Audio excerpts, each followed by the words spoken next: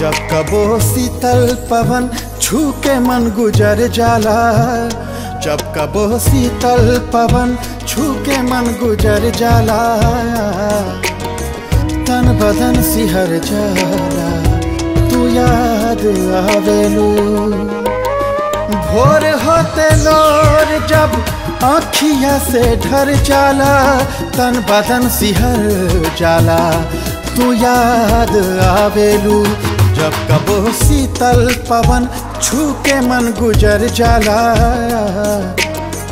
तन बदन सिहर जाला, तू याद आवेलू, तू याद आवेलू, तू याद आवेलू।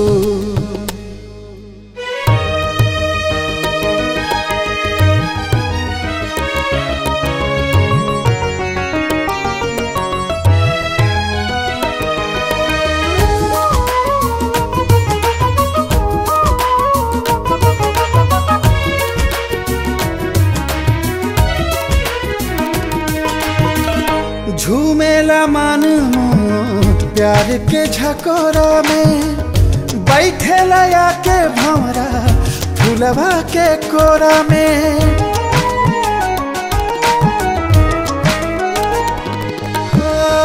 झूमेला मन प्यार के झकोरा में, बैठेला आके भंवरा फूलवा के कोरा में।